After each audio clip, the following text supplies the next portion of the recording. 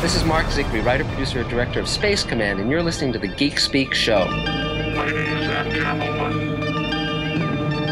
It is the Geek Speak Show. Let's go now from the world of zombies to fan films. Fan films specifically dealing with the final frontier. Star Trek fan films have been around for quite a while. I would say 50 years, because so has Star Trek. Maybe a little less than that, but they've been around for quite a while, and you can search the internets and you'll find them all out there. But you don't have to anymore because somebody has made it really, really easy for you guys to find them all in one place. We'll talk about that in just a second, because on to talk about it is Jonathan Lane. He's the founder of Fan Film Factor. FanFilmFactor.com is where you can go. Not now. Listen to Jonathan first. Jonathan, welcome to the Geek Speak Show. Hey, hi, everybody out there in Geek Land. Oh, I was waiting for them to say hi, but I guess we'll pretend they're saying hi. They didn't say anything back. I wanted to hear your listeners all sort of, have like an applause track or something. Everybody go, whoa, yay! It's not in our budget. I mean, we're not even like a fan film, so we don't have that kind of budget. What kind of cheap podcast is this? Well, we're trying to make it the best cheap podcast that's out there. Okay, those are the best of the cheap ones. Yeah. So like I said, Jonathan Lane, he has FanFilmFactor.com. We'll get into that in just a second, but fan films, they're just that, films made by fans. Specifically, these are Star Trek ones. Now, you yourself, you've been around and involved with fan films. How so? Well, you know what? Back in 1999, I think it was, I was part of one of the earlier Star Trek fan films. I mean, this is before even YouTube existed, and as part of the Star Trek fan club here in Southern California called the USS Angeles. And it was just a fun club activity. We created Voyages of the USS Angeles, and I, along with most of the other crew, was cast in little roles of this, what turned out to be almost a 2-hour-long movie. My scenes included being trapped in a turbolift with my girlfriend at the time and making out with her. It was I kind of cringe when I think about it now. But anyway, the Voyages of the USS Angeles became Star Trek Hidden Frontier. The same fellow, Rob Caves just evolved what he was doing into a much more, so we say, concerted fan film effort, where he wasn't necessarily just using the fan club people anymore. He started bringing in real actors and doing extensive stuff with green screen. And so I sort of helped along the way. Every so often I'd volunteer up in Pasadena to help with an episode he was filming. So, throughout the early 2000s and, as time went forward, I sort of, I knew what was going on with fan films. I mean, not really like intimately, but, at least peripherally. So I saw what was happening. And, in 2004, James Cawley came out with these, the first episode of Star Trek New Voyages. And I looked and like, oh, my God, somebody recreated the sets of the original Enterprise. I mean, who does that? I wanted to do it, but I could never afford to. And then just fan films just kept growing and evolving. And, it amazes me how much stuff is out there. Actually, I realize let me jump in for a second. At this point, have I even come close to answering your question? No, I was have you ever heard or met Houston Huddleston? No, I have not. He's actually starting in LA. He's starting the Sci-Fi Museum. He found the Enterprise set in a garbage dump, basically, and he got a chance to rebuild and is going to be there. So you made me smile actually when you said that. I would love to have it, but how can I rebuild it? Well, I guess according to Houston, you can just go through Hollywood dump-ins and you'll find it there. Well, you know what? I'm gonna sidetrack to a really, really quick dumpster diving story, and then we'll come back to this because this is a hysterical story, and you can edit this out later if this doesn't work. But I was friends during the 2000s with some people who worked on Star Trek, and there's a great dumpster diving story of when they were sort of purging a lot of the old stuff from Star Trek: The Next Generation. They needed room. The gold starships that were in the briefing room of the Enterprise D? Yeah. They threw them in the dumpster. because TNG had been wrapped up. They were moved on to the movies. They had Voyager starting, and they got rid of a whole bunch of stuff. They didn't even put in storage. The gold starships were in the dumpster. And these folks that I can't name because they're not supposed to do what they were doing, but they were working on the lot. They came in with a van in the middle of the night because they saw them in the dumpster. And you can't throw these things out. I mean, these are the gold starships. And they backed the van in. And they put the stuff in the van, and they covered it up with a tarp because, they're still going to check when you drive off the Paramount lot, but they're not really, going to, check everybody, especially if you work on the set. So anyway, the gold starships were kept at the home of this person who worked on Star Trek for years. And when the last episode of Enterprise was going to be filmed, they were going to be having a scene in the briefing room. And the thing was that, they were, the last episode of Enterprise was going to be on the Enterprise E, or Enterprise D. And they needed the briefing room. And, did we have the gold starships anywhere? And I said, no, I think they were thrown out. And the guys who had them, actually they weren't working on Enterprise at that point, but they knew the people who were. And they said, well, we sort of do. We saved them. But the problem was, to bring them back, it's sort of like they'll have to admit to having stolen them in the first place. Because Right. to steal something from a dumpster is really stealing.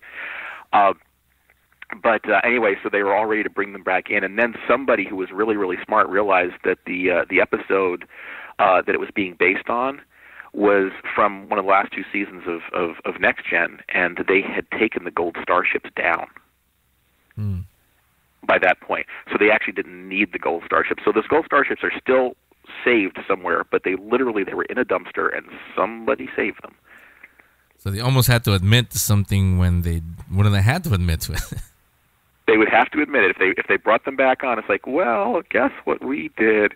But fortunately, that never needed to happen because they didn't need the starships because of the episode that they were basing it on being from the later seasons when they had changed the briefing room set. Yeah, but I had to throw in that story also, so I didn't mean to interrupt you, but go ahead, continue with your story. The story of mine, how I got involved in all this. Well, yeah. Well, the thing was, the fan films.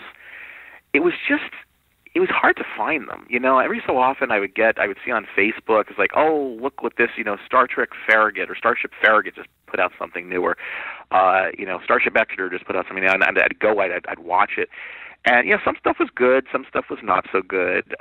But you know what? It was just so awesome to see the fans getting together and doing this. And having been involved with Hidden Frontier, I knew how much work was involved. So a lot of fans, they'll critique these things, and they'll say, oh, this is crappy actors and crappy sets and bad lighting and bad sound. Well, yes.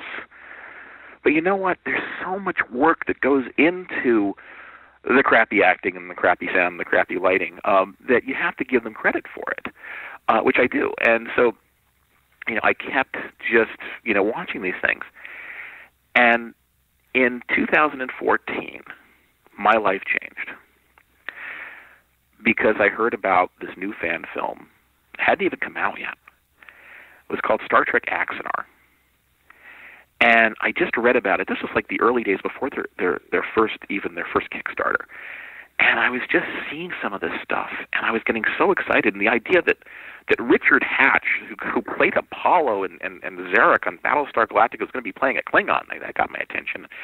All these other cast members, and it's like, oh my goodness, this fan film is going to be amazing. And I certainly gave to that first Kickstarter, but I also discovered these guys are in Los Angeles, and I'm in Los Angeles.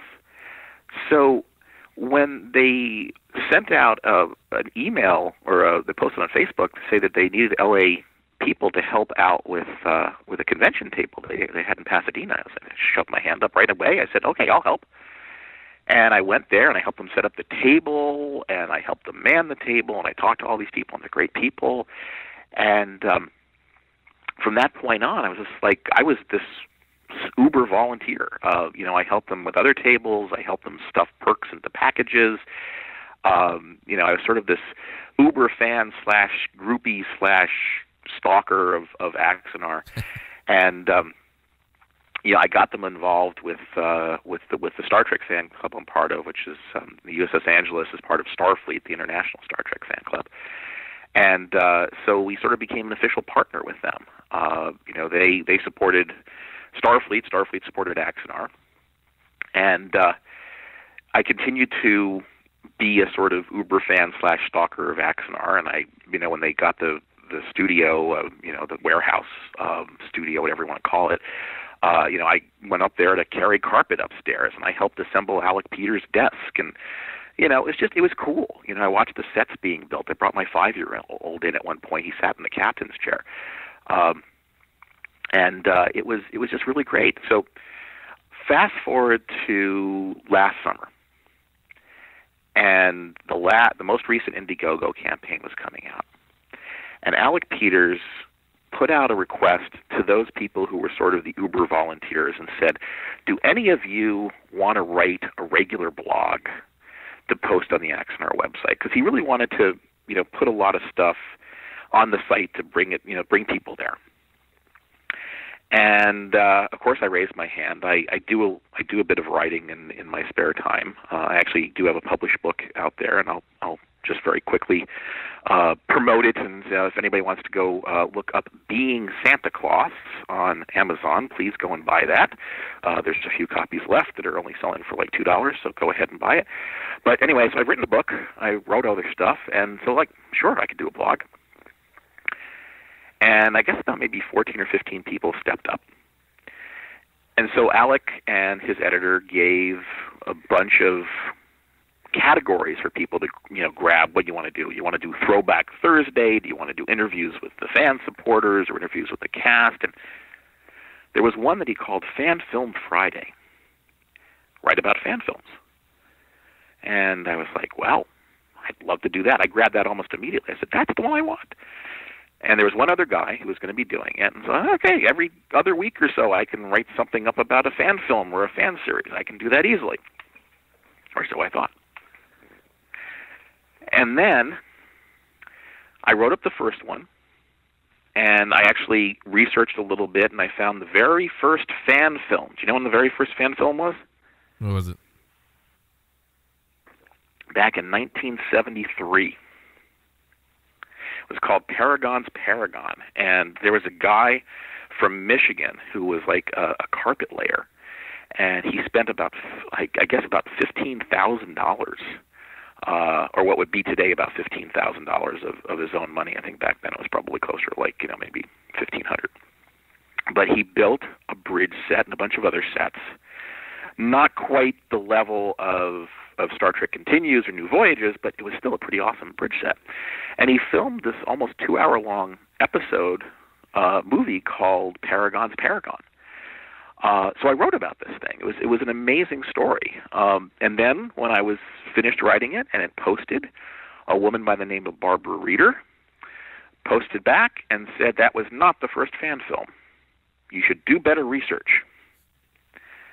And I was like, okay. Well, it turns out that Barbara has the ultimate Star Trek fan film site. I'd like to say that Fan Film Factor is the ultimate, but you know what? Barbara was doing it first, and she did it amazingly well. She has every Star Trek fan film indexed on a website called StarTrekReviewed.blogspot.com.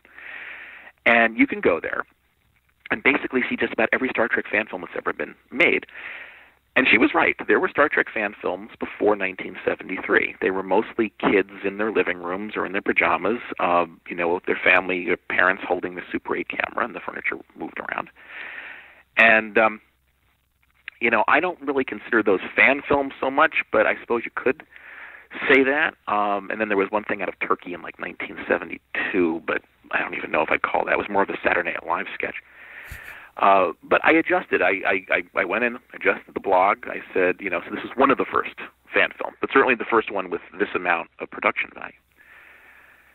But fortunately, having found Barbara Reeder's website, I could now find all these other Star Trek fan films. God bless her.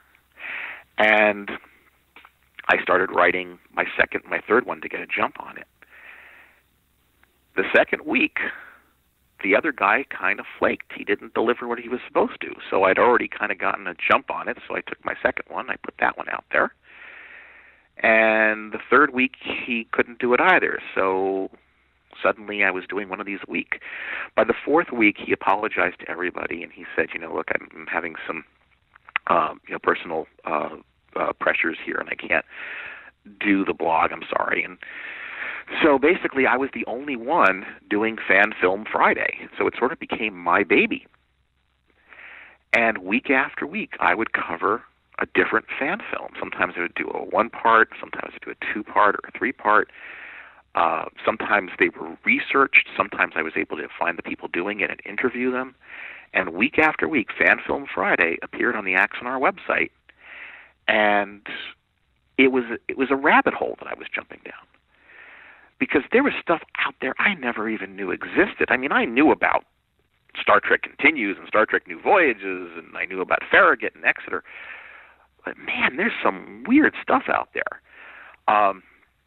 And there's some stuff that's really quite good that just I don't think anybody ever hears about.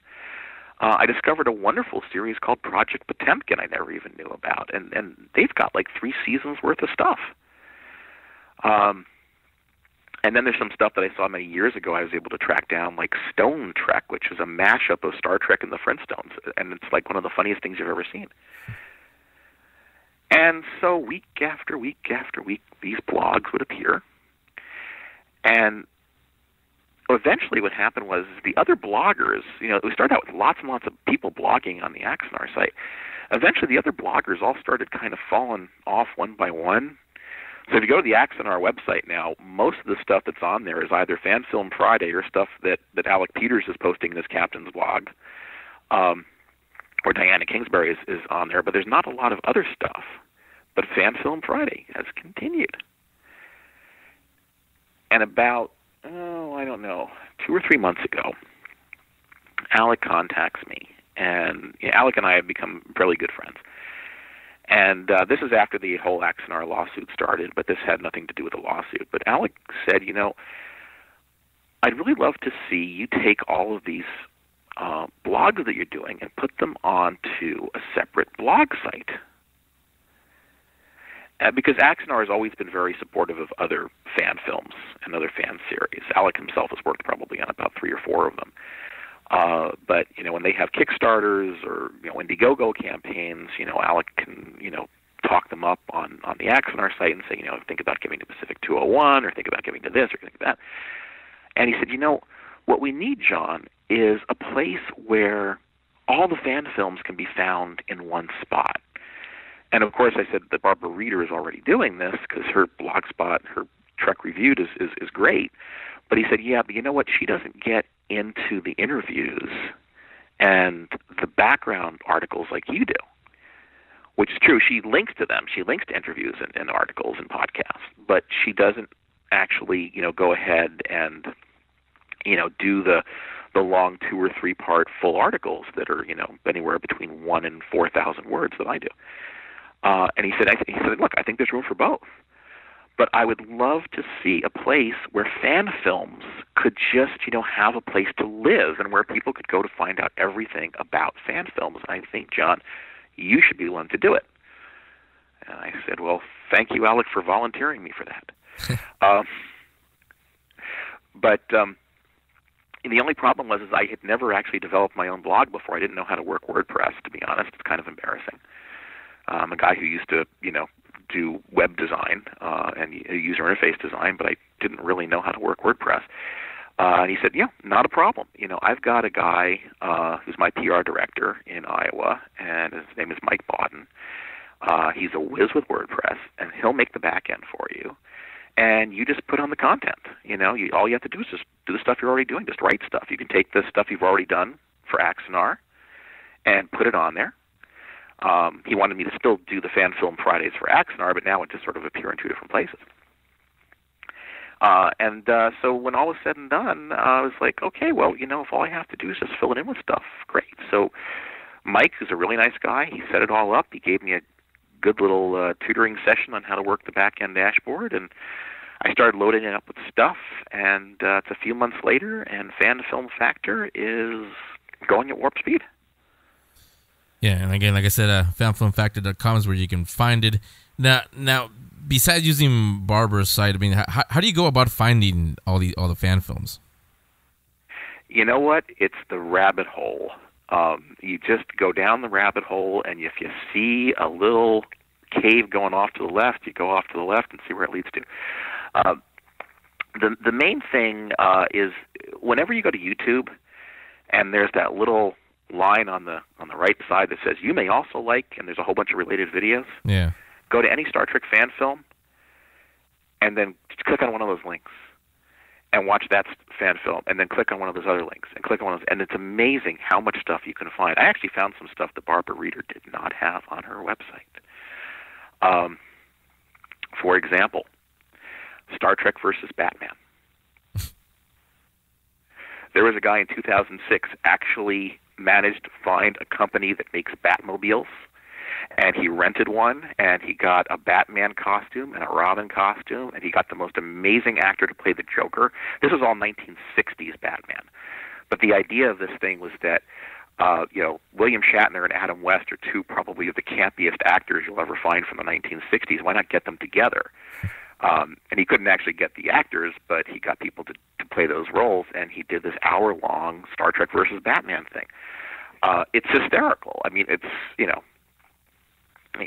a cheap, fan film movie, but at the same point in time, if you go into it with an open mind and say, I'm not going to judge it, I'm just going to sit back and see what they provide for my eyes and my ears. And I do that with the fan films. And, it's amazing. I mean, on Fan Film Factor, and I want to mention this because it's very important. On Fan Film Factor, I have a prime directive. And the prime directive is 2 rules. Rule number 1, there is no such thing as a bad fan film. Rule number 2, if you see a bad fan film, refer to rule number 1. Because, you know what, it's too easy to criticize. It's too easy to hate.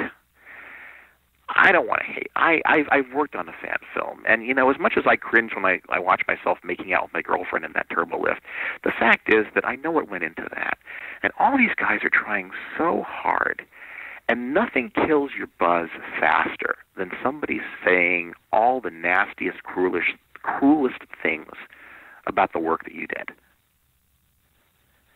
So, on Fan Film Factor, at least, I only have nice things to say. And if people don't like that, if people are like, look, this fan film sucks, and you should know it sucks, and why are you telling me to see it because it's just a piece of crap? It's like, well, you know what? It didn't get my highest rating, and my lowest rating, by the way, is decent effort. I just don't want to say something sucked. And I'm not going to pretend like, this stuff out there is all Academy Award-winning stuff. But you know what? If you're interested in fan films and you're willing to see actors who aren't necessarily classically trained Shakespearean thespians, and if you're okay with, actually seeing the duct tape sticking out of the side of the computer consoles, and, seeing the people who don't look so much like, they're Starfleet officers so much as people who spent too much time at the Sizzler last night, if you're okay with seeing all that, some of the stuff is fantastic. Yeah. Yeah, you know what? Let me play devil's advocate with that though, because I know Alec personally. He's been on here, I don't know how many times talking about Action Arm. We've caught up with him at different conventions. But there's a lot of people who don't consider movies like that or Space Command that started off the segment with us. That they don't consider them quote unquote fan films because it's people who are actually in the business and they've done this before. Doesn't mean that they can't be fans, but there's obviously going to be a huge difference in quality between, like you said, where you can see the duct tape sticking out, and what someone like Alec Peters and Rob Burnett and Mark Zicker and his team, what they can put together, the access to better technology. How do you see it? Having said what you just said about your prime directive on Fan Film Factor, how do you see that argument with the people who watch the fan films. Well, it's funny you should say that, because in the next week or two, I don't know when this blog is going to be, or this podcast is going to be up, but in the next week or two, I'm actually going to be posting something I wrote called "What is a Fan Film?" And it starts off with the sentence, "Oh, geez, you had to ask that question." Because really, what is a fan film? And one of the things, I go through all of the arguments of why something should be a fan film, why something shouldn't be a fan film, and I come out at the end with, why does it matter?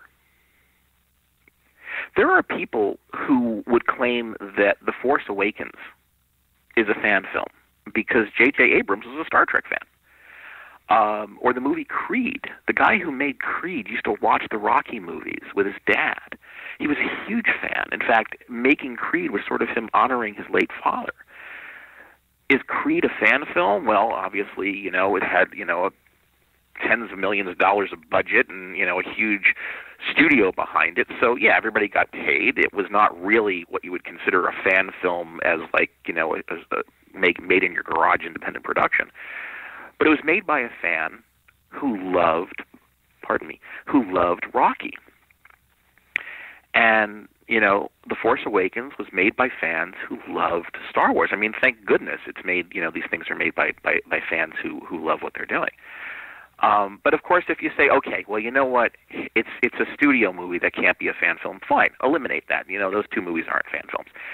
But then you went into the question of, okay, is Star Trek Renegades, which was made by Tim Russ, who played Tuvok and plays Tuvok in it, has Walter Koenig playing Chekhov, has a $375,000 budget, and huge special effects and amazing makeup and a great writing and had a Hollywood premiere. Well, had a Westwood premiere. Had a premiered a movie theater in Los Angeles. Red carpet premiere. Had the paparazzi and everything.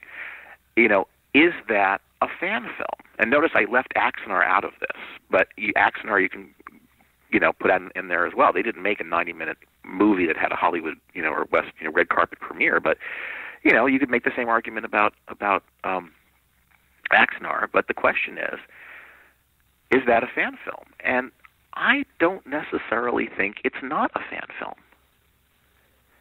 because it does not have a major studio behind it. It's not making a whole bunch of money. It's being, it's being run by donations. I mean, it's being funded by donations, but it's not making a whole bunch of money. I mean, even if Alec Peters paid himself $38,000, the fact of the matter is that I've seen his car. He is not living high on the hog. This guy is eating ramen noodles and occasionally sushi.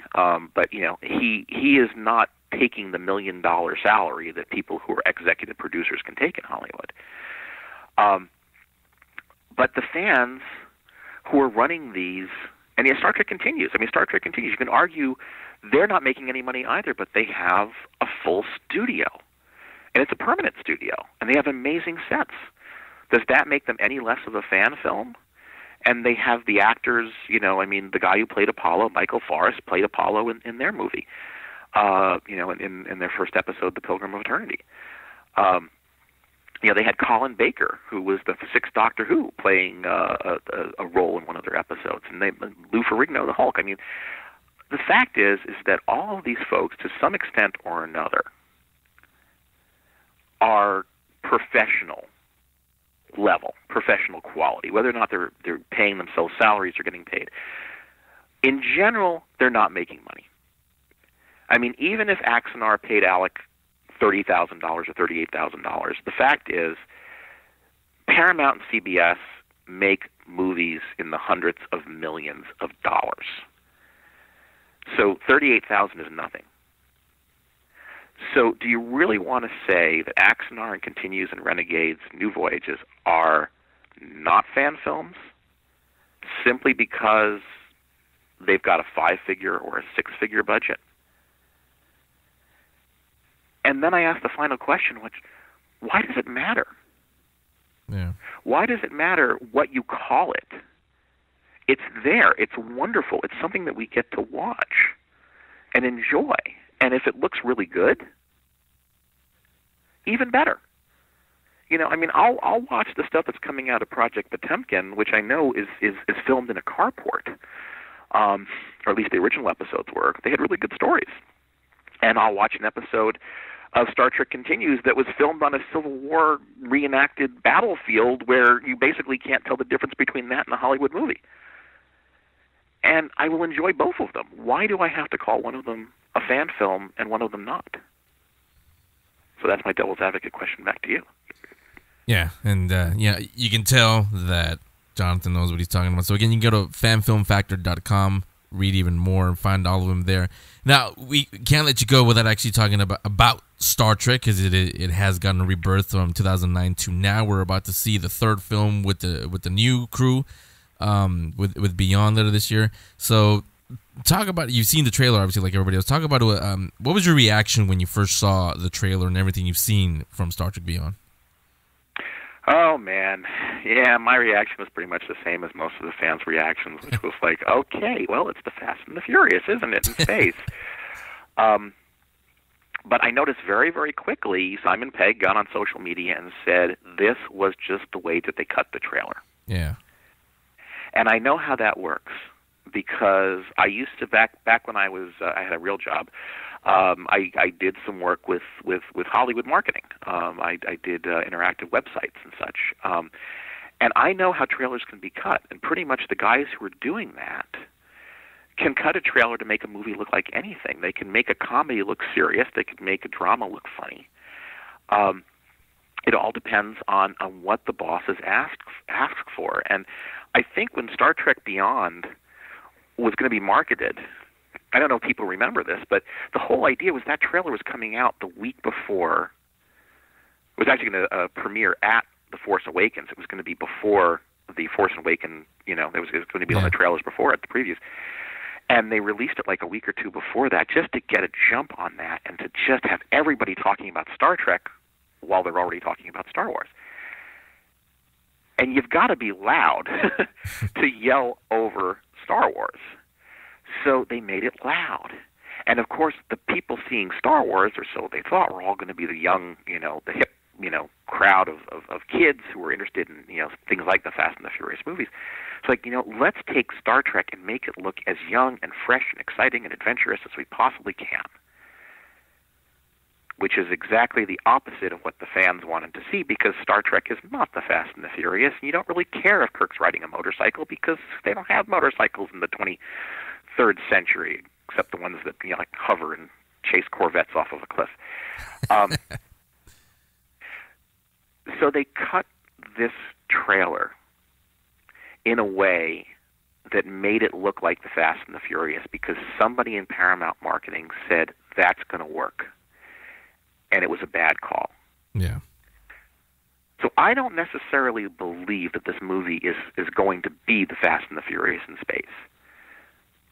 On the other hand, I'm not convinced it won't be. Yeah, I've said the story before on the here on the Geek Speak Show, where that opening weekend for The Force Awakens, we did get the trailer a couple of times, and that weekend really showed me that there really is no divide between I'm a Star Trek fan or I'm a Star Wars fan. They love both for different reasons, and the fans, it was packed houses on opening weekend for Force Awakens. When that trailer came on, there was silence in the theater. They didn't know how to react. It's like, what is this? Is this Star What the heck was that? Yeah. So yeah, you're right. Drive-by trekking. Whoever came up with it, very bad call. Now, you're probably on the same boat as everyone else that I've talked to about this. Everyone is super, super excited, however, about the upcoming Star Trek series. How do you feel about that? Well, I have an interesting... By the way, after we do this, ask me one more question about the Axanar lawsuit, which, of course, I can't speak about in any official way because I'm not part of it, but I have an interesting theory about that. Yeah, well, I'll say also, to everybody else, I know our listeners are thinking, well, how come you guys haven't talked about it? Two reasons. One, Jonathan and myself, we're friends with the Axanar crew. We know Alec and everyone personally. I also have friends on CBS and on the Paramount side, so I don't want to take sides. It's kind of awkward, so that's why I haven't really Oh, touched it. I'm not going to take sides with this. I just have a Me either. very interesting theory in all of this. Yeah, but go ahead. And I don't know what's going on the Paramount side of it, and I don't know what's going on the Axanar side of it. But there's one thing that I thought was very, very interesting in all of this. And you're welcome to edit it out later if you want to, but I think you're going to find it very interesting if I mention it. Yeah, go ahead. But anyway, let's let's go back to Star Trek 2017. So Star Trek on the CBS side, the new television program, the opposite is happening. The fans are as excited as could be. The reason is that CBS is doing the opposite of what Paramount did. Paramount brought in completely new blood. They brought in J.J. Abrams. He'd never worked on Star Trek before. He was a completely different type of director. He even said, I don't really know Star Trek. And they were like, great, you're an outsider. And you know what? He breathed new life into the franchise. I can't take that away from him. He energized it in an amazing way. He probably saved Star Trek. Some people say he also killed Star Trek. But whatever you think about the two movies that he produced and directed, the fact is that Star Trek was on life support before that. And after Star Trek 2009, it was a tentpole. But CBS, which has the television rights, understands that the way to make Star Trek is to not cut yourself off from everything that has been done before, but to embrace it. And so the first thing that they did was they bring in Brian Fuller, who worked on the shows that they had produced that were so good. And Brian then proceeds to bring in Nicholas Meyer, who could also be credited with having saved Star Trek when he did Star Trek II back in 1981 or 82, whenever it was. These were two people who knew Star Trek and knew what made Star Trek work, not by taking it to a completely different direction, but by embracing everything that had been done before. And you can still take it in a new direction, but take it in a new direction by standing on the stone you're currently on and then taking a step to a new stone. Don't just jump across the river and potentially go off the falls. And then, of course, they brought in Rod Roddenberry, which was great. So they have the name Roddenberry attached to this. This will be the first Star Trek that actually has a live Roddenberry involved with it since Star Trek The Next Generation. Yeah.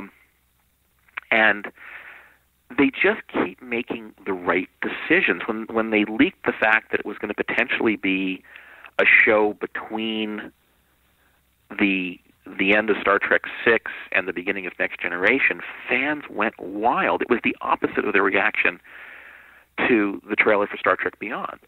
They're like, yes, that's exactly what we want. Even the people who were saying, don't do that, were like such a small minority. And everybody else like, I'm so excited. And then somebody else said, it's going to be an anthology, so every season it's going to be different. And people are talking about, well, what else could we do?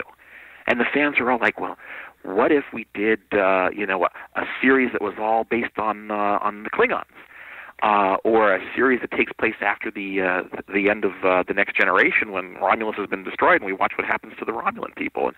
And the energy of the fans and the potential, like I said, it's all the opposite of what's happening to Star Trek Beyond. Fans are dreading Star Trek Beyond. Fans are looking forward to and talking about the new TV series. Yeah. And to bring this back to fan films, the reason that I think fan films are so important is they do the same thing. The right thing is they get fans talking about Star Trek. They get fans excited about Star Trek. This is the 50th anniversary, and the golden, the golden fleece here is for the guys at Paramount and CBS to get people talking about Star Trek. And when you have a fan film like Star Trek Continues or Star Trek Axanar or New Voyages or any of the rest of them, fans talk about it. Sometimes they don't like it, sometimes they do, but they're talking about it. And in this crowded media world, anytime they're talking about your franchise and not somebody else's, that's golden. And I don't think the the fear that Paramount has that somebody is going to not see Star Trek because they've seen Axanar and say, oh, well, Axanar is better. I'm not going to, go pay my money at the box office or, subscribe to CBS All Access. I don't think that's going to happen. I mean, it might happen for like 12 or 13 people, but there's going to be millions there who are going to be seeing anything and everything Star Trek, but they're going to be talking about it in the meantime. When you guys aren't paying for all the marketing blitz, the fan films are doing it for you. So, again, Okay. Jonathan Lane, the founder of Fan Film Factor, fanfilmfactor.com is where you can find everything. I'm sure you have social media like Twitter's, Facebook, or is it just the blog? Right now, it's just the blog. It's taking all of my time just to keep up with stuff. I don't really do Twitter too well. I tried many years ago just to do it for myself, and nobody followed me except for strange people in like Ukraine. And at Facebook, I'll probably get something up on Facebook, but for right now, it's just everything's all about fanfilmfactor.com on fanfilmfactor.com. Yeah. And trust me, there's enough there. You'll go down the rabbit hole too. Yeah, I was going to say, honestly, this is one thing I think doesn't need a Twitter or Facebook. I mean, you have everything right there, so that's more than enough. So, it's on the description. Guys, click on it. It's all on there for you. Jonathan, thanks a lot for coming on. You're welcome back anytime. We'll talk Star Trek. We'll talk... we got to have you back definitely after Star Trek Beyond comes out, because I want to hear what your reaction is to when we actually do get to see it. I am sure I will have an opinion. Absolutely. So again, thanks a lot, and best of luck with everything. Thank you so much.